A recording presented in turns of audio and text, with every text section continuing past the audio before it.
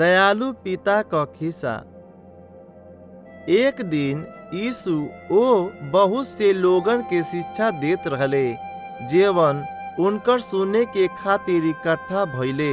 ई लोग चुंगी लेवे वाला और साथ में दूसर लोग भी रहले, जेवन की लोग मूसा के नियम का पालन करे का कोशिश ना कैले रहे। कुछ धार्मिक अगुआ देखले कि यीशु ई लोगन से एगो दोस्त के समान बात करत बाने, यही से ऊ लोग एक दूसरा से ई कहल शुरू कर दिहले कि ऊ गलत करत बाड़े। यीशु ऊ लोगन के बात करत क सुनले, यही से ऊ लोग के ई खिस्सा बतौले। एगो आदमी रहले जेकर दूगो बेटा रहले। छोटका बेटा अपने बाबू से कहले, हे बाबू, हमके अबे हमार हिस्सा चाही। तब बाबू अपनी दोनों बेटन के बीच में अपन संपत्ति का बंटवारा कर दिहले।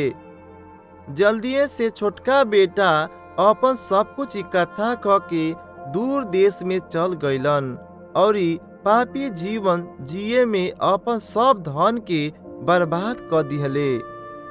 एकरी बाद जहाँ छोटका बेटा रहे, वो देश में एगो भयंकर अकाल पड़ल और उनकरी पास भोजन खरीदे खातिर धन ना रहे। यही से जेवन उनके काम मिलल ऊ सुअरन के चरावे वाला मिलल। ऊ इतना दुखी और भुखाइल रहलन कि ऊ सुअरन के भोजन के खाइल चाहत रहले। आखिरकार ऊ छोटका बेटा खुदे कहलन कि हम का करत बानी, हमारी बाबूजी के कुछ सेवकन के पास खाए खातिर बहुते बा, तबो हम इहवा भूखल मुअत बानी। हम अपनी बाबूजी के पास वापस जाइब और अपनी बाबूजी के एगो सेवक बन के रहे खातिर उनसे विनती करब।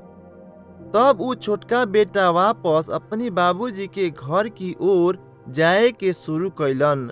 जबकि ऊ अबही दूरे ही रहले त उनकर बाबूजी उनके देखलन और उनकरी पर तरस खैलन। ऊ दौड़ के अपनी बेटा के पास गइलन और उनके गले लगा के चुमलन। ऊ बेटा कहलन, हे बाबूजी, हम परमेश्वर के और तोहरी विरुद्ध पाप कैले हई। हम तोहार बेटा कहलायक भी नइखी। लेकिन बाबूजी अपनी एगो सेवक से कहले कि जल्दी से जाके सबसे अच्छा कपड़ा लेके आव और हमारी बेटा के पहनाव। उनकरी अंगुरी में अंगूठी, उनकरी पैर में जूता पहनाव। फिर सबसे अच्छा बछड़ा मारा जा ताकि हमनी का खाई जा और खुशियाँ मनाई जा। काहे से कि हमार बेटा मर गइल रहलन ह, लेकिन अब ऊ जियत बाड़े। ऊ हेरा गइल रहलन ह, लेकिन अब हम उनके पा गइली ह। यही से लोग खुशियाँ मनावल शुरू कैलन। कुछ समय बीतला पर बड़का बेटा खेत में काम क के घरे अइले त ऊ संगीत और नाच का आवाज के सुनले और अचंभा हो गइलन कि ई का होत बा।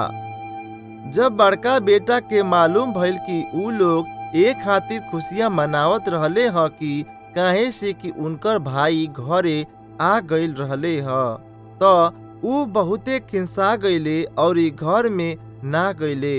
उनकर बाबूजी बाहर आके उनसे साथ खुशी मनावे का निवेदन कैले, लेकिन ऊ मना क दिहले। ऊ बड़का बेटा अपनी बाबूजी के कहले कि ई कुल बरिस में हम तोहरी खातिर निष्ठा पूर्वक काम कैनी ह, कबो भी तोहरी बात के ना टलनी ह, लेकिन तू कबो हमके एगो छोट बकरी भी ना दिहला ताकि हम अपने दोस्तन के संगे दावत कर सकी। लेकिन तुहार ई बेटा तोहरी धन के पापी काम करे में बर्बाद कर दिहलस त औरी अब जब ऊ अइले ह त ओकरी खातिर खुशियाँ मनावे के तू सबसे अच्छा बछड़ा के मार दिहला ह। बाबूजी जवाब दिहले, हे हमार बेटा, तू हमेशा हमारी साथ रहला ह और जेवन कुछ हमार बा उ सब तुहार ह, लेकिन हमारी खुशी खातिर खुशी मनावल सही बा। काहे से कि तुहार भाई मर गईल रहल ह, लेकिन अब ऊ जियत बाड़े। ऊ हेरा गईल रहले ह, लेकिन अब हम उनके पा गईल बानी। लूका अध्याय 15 का 11 से 32 से एगो बाइबिल का खिस्सा